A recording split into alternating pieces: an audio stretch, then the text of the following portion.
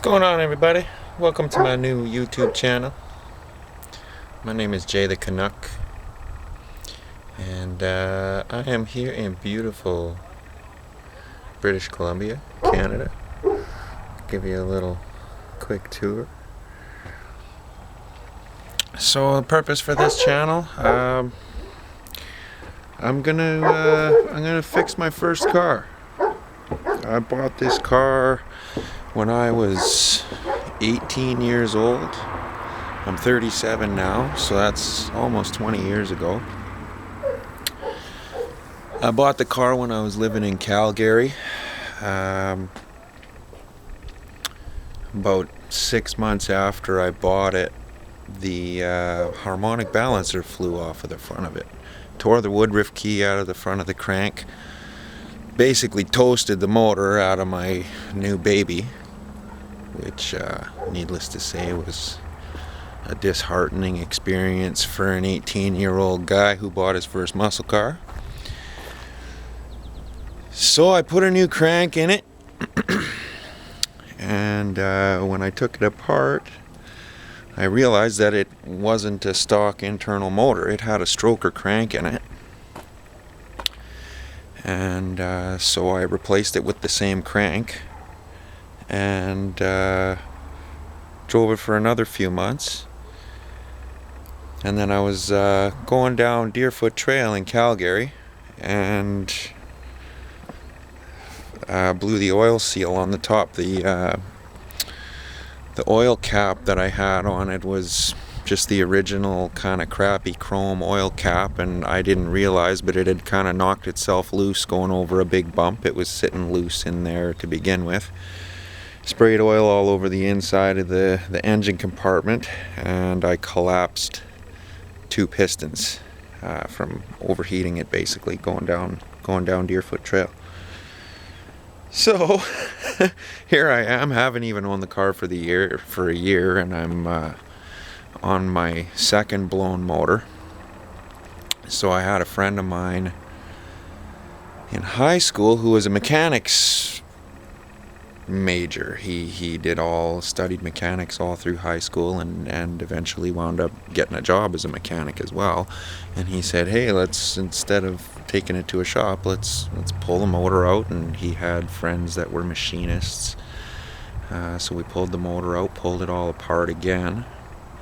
Sent it over. The block got bored out 60 thou over, and we wound up putting a little bit longer connecting rods in it, so it's got shorter connecting rods and longer push rods. Man, this was like 20 years ago we did all this stuff. It's hard to remember everything I did to this car. So anyways, after I rebuilt the motor, I had already moved on. I was in my early 20s. Got myself a truck, and I was working in construction. I'm a cabinet maker by trade. And the car just got kind of put on the back burner. I couldn't afford, at 20 years old, I couldn't afford to insure and register 2 vehicles at the same time. So the Camaro just kind of sat. I tinkered with it here or there, put some big fat tires on it. I changed out the carb on the top. It was already a pretty decently built motor, but I did a little bit more to it. And then after I moved back to Regina, where I was originally from, and I stayed there for about 6 years, put a day pass on it a few times, didn't really do much work on it because I needed to get it past the Saskatchewan safety inspection, which was really their rules and regulations are very strict, so I would have had to put a lot of money into it just to get it past that inspection. And I didn't have the money in my early 20s, so when I moved to Vancouver, I left it stored with my former landlord, who agreed to let me keep the car stored there till I was able to come and get it. And I went back to get it one Christmas, and the car was gone. He had sold the house, never told anything about it, and he had just sold the car out from under me. So I reported it stolen, as I should, because the guy screwed me. And it took about a year for the police to get back to me, and somebody phoned me and they said, yeah, it's been registered and somebody's driving it around in Saskatchewan. So the police went and picked it up for me, and then at that time I was probably in my late 20s, maybe 29, 30 years old when that all went down.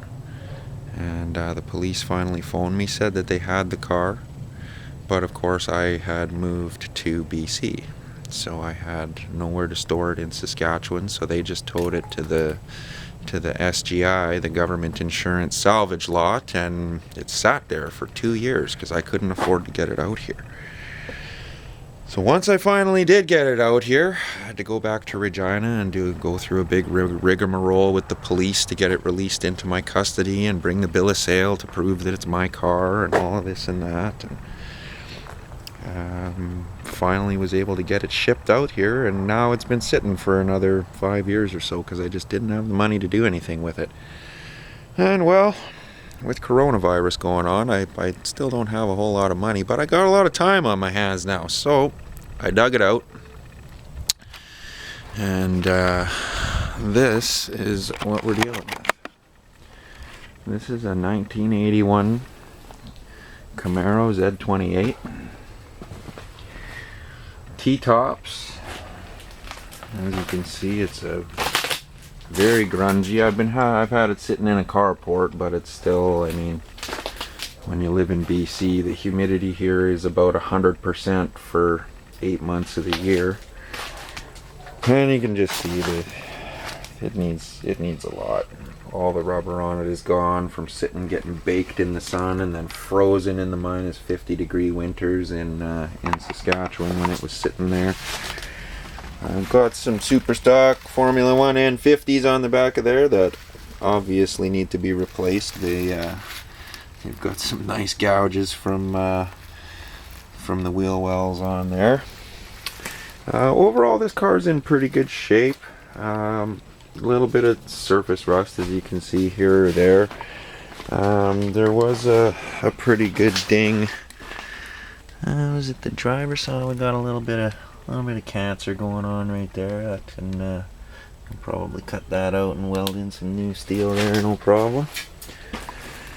I think on the other side it had a good ding in the door that I was haphazardly trying to repair when I was in my younger days. So you can see right there, she's got a couple of nice dings in her. I tried to pull it out with a screw, and I was gonna fiberglass it and Bondo it up to get it up. And then there's another dent right past the door, which really sucks because that back piece is a unibody that wraps all the way around to the other side. So that one, I mean, the door is, if all else fails, I can get a skin, but that back one's gonna need some major attention.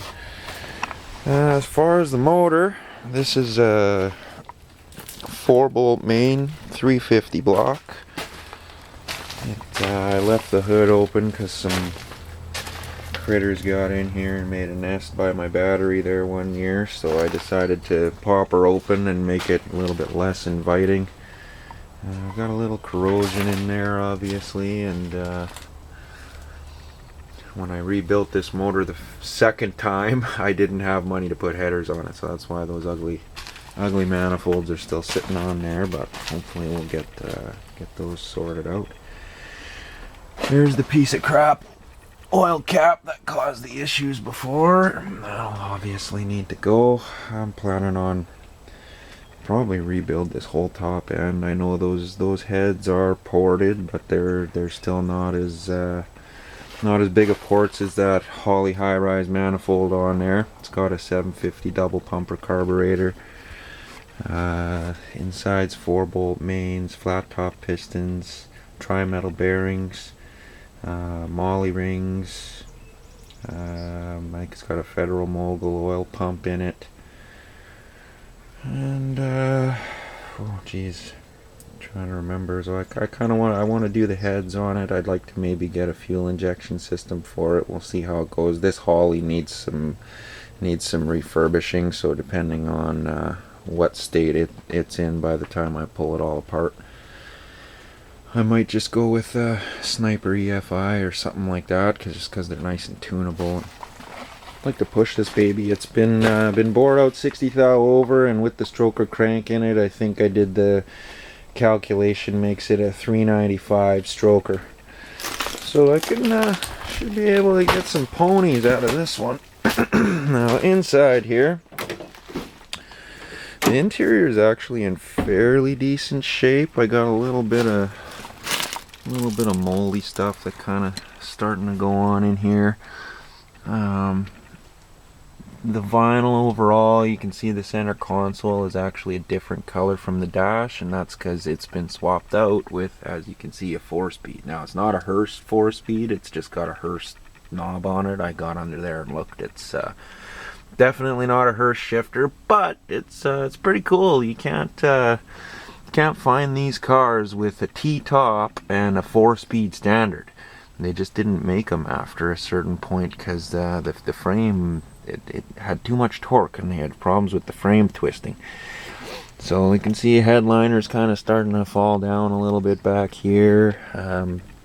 Back seats are still, I mean, they need a good cleaning obviously, and same with the carpets. The carpets are in decent shape, but it needs a good cleaning. So yeah, I think I got some Pioneer 6x9s back there. I know I used to have a set of subs in the trunk, but I think when it transferred ownership there without my permission a few years back, those went missing. So but we'll get this, just kind of give you a nice, the back end's all there. I'm missing, somebody stole the back emblem off of it when I was in Regina. And the bastards also stole the bracket for my mirror, which these are actually surprisingly difficult to find. I remember looking for one a few years back, but so yeah, let me know what you think. Yeah, these nice Camaro hoods are always so nice. As you can see, this one's got some issues with the frame.